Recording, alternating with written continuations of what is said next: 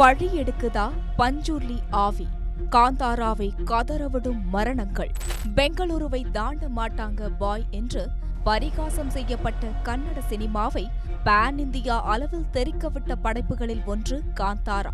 ஆனால் அதன் சாப்டர் 1 ஷூட்டிங்கில் நடக்கும் மரண மற்றும் துர்சம்பவங்களோ காந்தாரா டீமையே கதறவிட்டு வருகிறது. டீசர் போதும், மெயின் பிக்சருக்குள் செல்வோம்.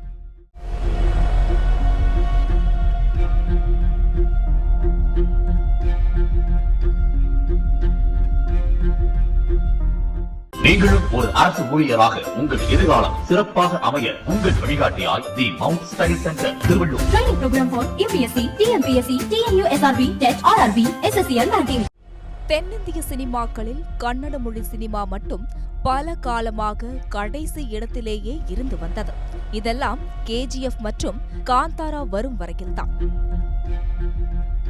காந்தாராவுக்கு பான் இந்தியாவில் கிடைத்த வரவேற்பும் அளவில்லா வசூலும் அதன் இயக்குனர் கம் ஹீரோவான ரிஷப் ஷெட்டியை அடுத்த பாகம் எடுக்க தூண்டியது. காந்தாரா சாப்டர் 1 எனும் பெயரில் தயாராகிக் கொண்டிருக்கிறது. காந்தாரா கதைக்கு முன்கால கதை போல் இது இருக்குமா? எதிர்வரும் அக்டோபர் 2ஆம் தேதி படத்தை ரிலீஸ் செய்கிறோம் என்று அறிவித்துவிட்டனர். ஆனால் சில வாரங்களாக காந்தாரா டீமில் அடுத்தடுத்து நடக்கும் மரணங்களும் பெரும் விபத்து சம்பவங்கள் உள்ளிட்ட சேதாரங்களும் காந்தாரா குழுவை கதறவிட்டு உள்ளன.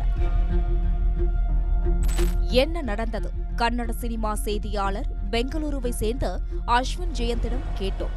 காந்தாரா ஒரு ஒரிஜினல் பீஸ். கதை, திரைக்கதை, உருவாக்கம் என எல்லாவற்றிலுமே இப்படி ஒரு படைப்பை இந்திய சினிமாவை பார்த்து பல காலமாகிடுச்சு. வனப்பூர்வ குடிகளின் நிலங்கள் அந்த காலத்தில் மன்னர் வகையறாக்களாலும் அதன்பின் ஜமீன்களாலும் வளைத்து சுரண்டப்படுவதை நச்சென்று விளக்கிய படம் அது. அதே வேளையில் கன்னட மன்னனின் பாரம்பரிய கலைகளில் ஒன்றான அழியும் நிலையிலிருந்த பூதகோள ஆட்டத்தை உயிர் பிழைக்க வச்சதும் இந்த படம்தான். எல்லா கோணத்திலும் ஆக சிறந்த படைப்பாகவும் நேர்மையாகவும் இருந்ததால்தான் உலக இந்தியர்கள் இந்த படத்தை கொண்டாடினார்கள். அந்த நம்பிக்கையில்தான் அடுத்த பாகமாக காந்தாரா சாப்டர் 1 படத்தை எடுத்துக் கொண்டிருக்கிறார் அதன் இயக்குனரும் ஹீரோவுமான ரிஷப் ஷெட்டி. இதற்கிடையில் இந்த படத்தின் துணை நடிகர்களில் ஒருவரான கபில் என்பவர் படப்பிடிப்பு சமயத்தில் கொல்லூர் அருகே உள்ள சௌபர்ணிகா ஆற்றில் குளிக்கும் போது தண்ணீரில் மூழ்கி இறந்துவிட்டார். அடுத்து இப்படத்தில் நடித்தவரும் நகைச்சுவை நடிகருமான ராகேஷ் பூஜாரி தன் நண்பரின் திருமணத்தில் ஜாலியாக நடனமாடிக் கொண்டிருந்த போது ஹார்ட் அட்டாக் வந்து இறந்தார். சின்ன இடைவெளியில் அடுத்தடுத்து நடந்த மரணங்கள் காந்தாரா சாப்டர் 1 யூனிட்டை கலவரப்படுத்தியது. அந்த துயரம் அடங்குவதற்குள் இப்படத்தில் நடித்தவரும் மிமிக்ரி கலைஞருமான நிஜுவும் ஹார்ட் அட்டாக்கில் இறந்தார். வரிசையாக நடந்துள்ள இந்த மரணங்களுக்கு பிறகு ஒட்டுமொத்த யூனிட்டும் ஆடிப்போய்விட்டது. இதனால் அதிர்ந்து போயிருந்த ரிஷப் ஷெட்டியிடம் சிலரோட பொறாமை கண்கள் உங்க டீம் மீது விழுது, திருஷ்டி கழிகிற மாதிரியான சடங்குகளை பண்ணுங்கன்னு அவரோட நண்பர்களும் தயாரிப்பு தரப்பும் சொல்லியிருக்காங்க. அதனால் ஒட்டுமொத்த யூனிட்டுக்கும் திருஷ்டி கழிக்கும் சம்பவம் நடந்துச்சு. ஆனால் அதன் பிறகு நடந்த விஷயங்கள் காந்தாரா டீமை ரொம்பவே கதற விட்டுடுச்சு. அதாவது சிவமோகா மாவட்டம் மாணி அணையின் பின்னணியில் பெரிய செட் போட்டு படப்பிடிப்பு போயிட்டு இருந்துச்சு.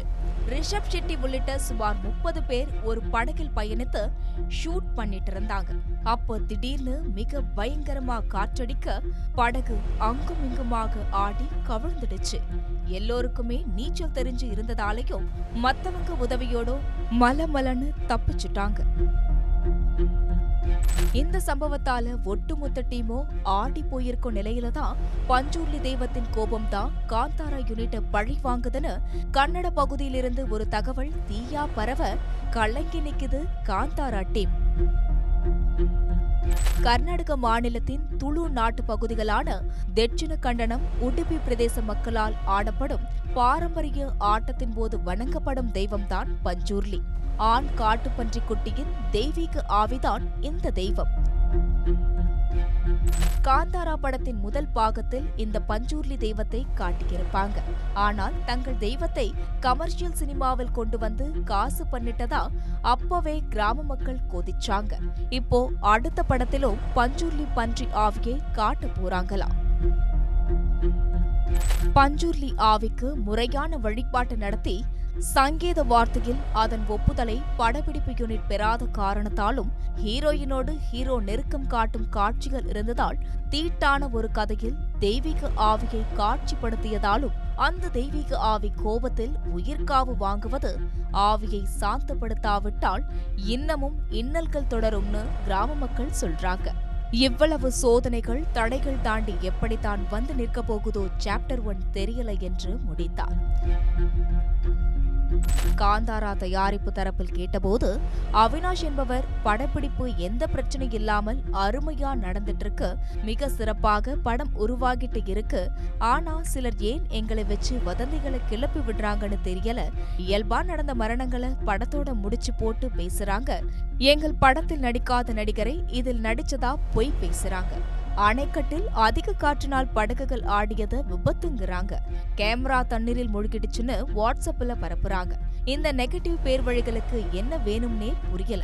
கடவுளை வணங்கிட்டு வேலை பார்க்கிறோம், நல்லது மட்டுமே நடக்கும் என்றார். நீங்களும் ஒரு அரசு ஊழியராக உங்கள் எதிர்காலம் சிறப்பாக அமைய உங்கள் வழிகாட்டியாய் the Mount study center Tiruvallur. Training program for UPSC, TNPSC, TNUSRB, TET, RRB, SSCL banking.